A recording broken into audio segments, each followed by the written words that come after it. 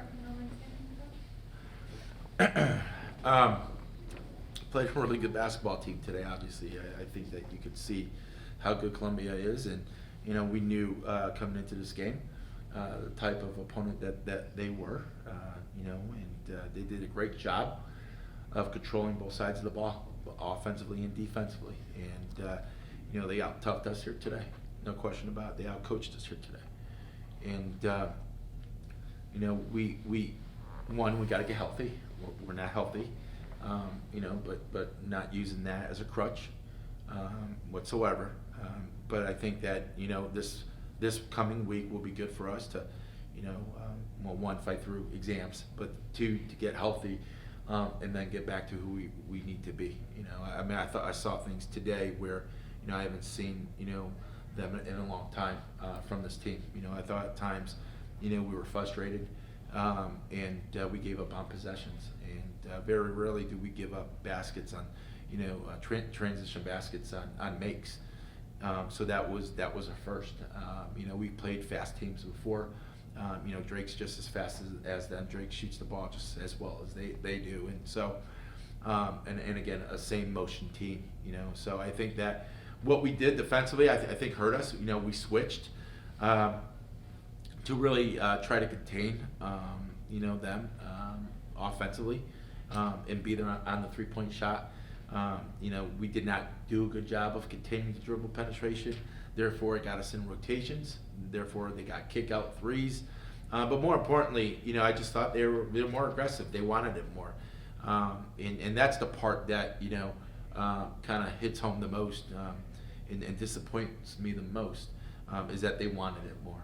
They have the same players that we played a year ago, and we beat them at their place. And for them to come back and have this type of response, is kind of disheartening. But coming into this game, the two biggest goals were rebounding. All right, that was number one, and defense was number two. And we gave up.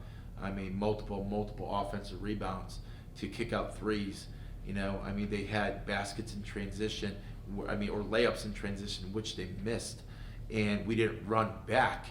We stopped, and then they got their own rebound, and then they got a put back. So, that part's frustrating because, there's a lot of this that you can't control, and I just felt that, they controlled both sides of the ball today. And give them credit. They're well coached.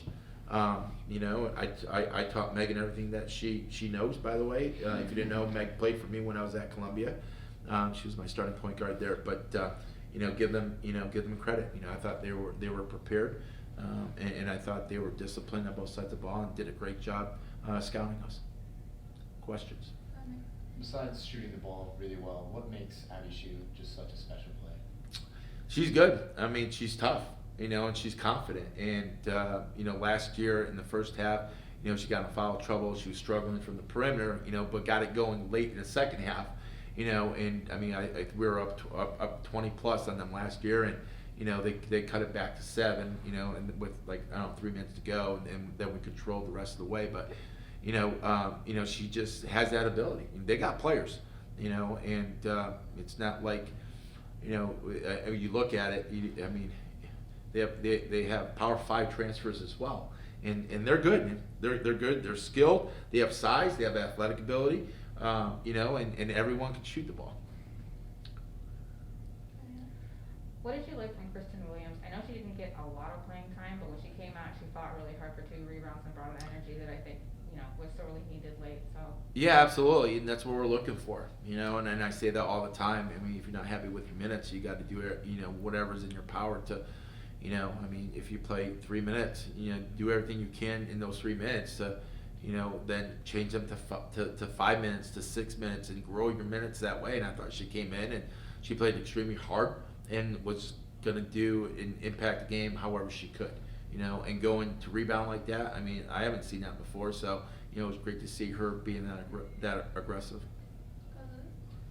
You've kind of been clear about how you don't coach effort, you don't coach kind of that want to. So when you felt as though that your players didn't have that, sort of, what was your next steps, or sort of did you lead into players to sort of lift that up? Yeah, I tried to. I challenged them. I challenged them in our timeouts, in our huddles.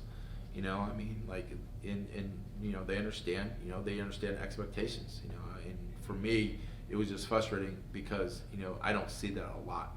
And then when we do see it, you know, and like I said, that's a controllable. I mean, yes, the ball may not go in all the time, but you could still outwork people. You could still figure out ways to win when it's not your night.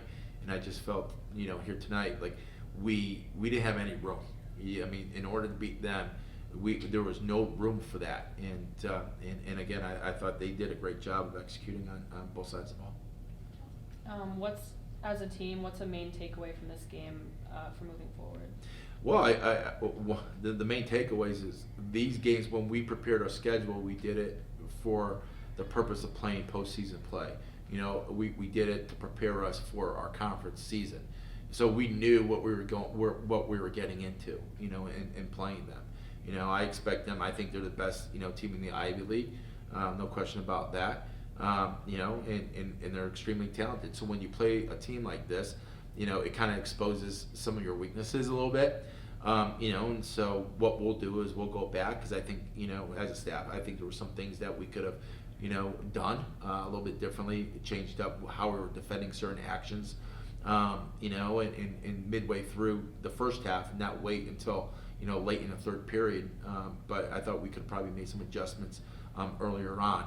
And so we'll learn from this. You know, I think whenever you lose, you got to look at, you know, the situation that was handed to you, you know, and then go back and look at, you know, why you weren't successful. Why didn't you get the results?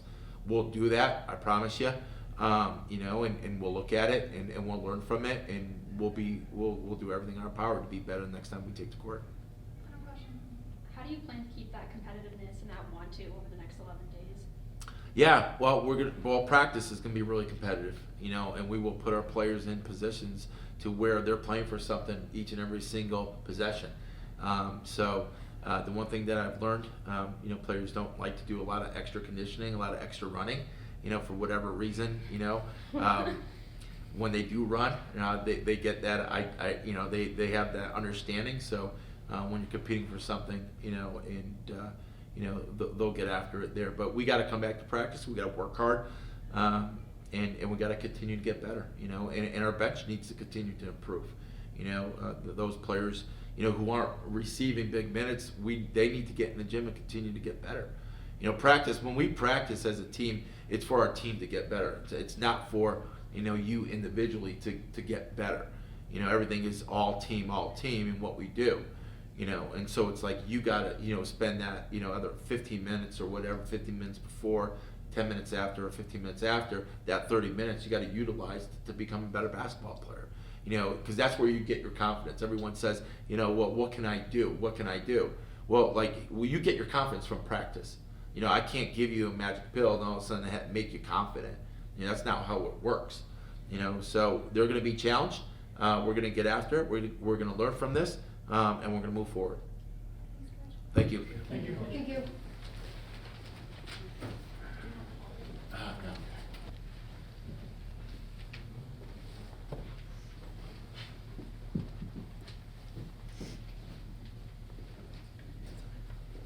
Start with questions for Sam. Sam, besides shooting the basketball really well, what do you think makes Abby Shue just such a special player?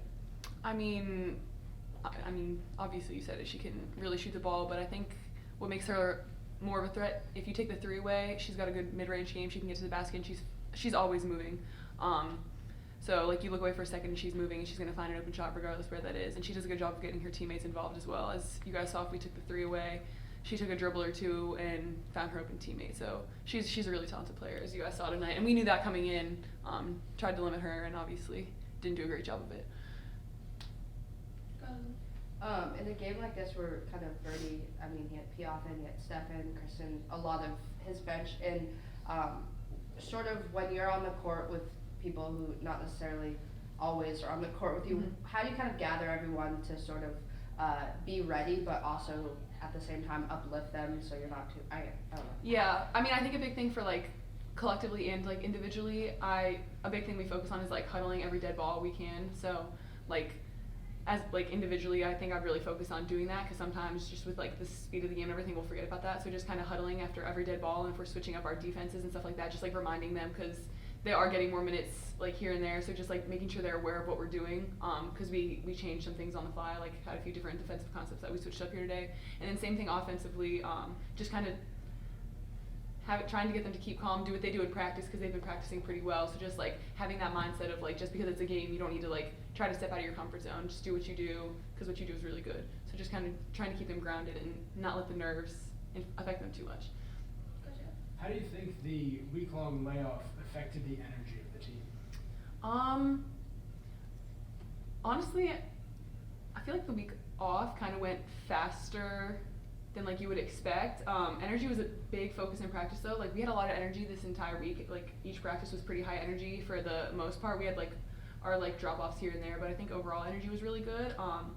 Not necessarily sure why it didn't carry over as much in the game. There were points today where we had a lot of energy. It just wasn't as consistent as it usually is or as we wanted it to be. Not sure if the week off had something to do with it or not. Wouldn't be surprised if it did, but you wouldn't have expected that from the practices we've been having.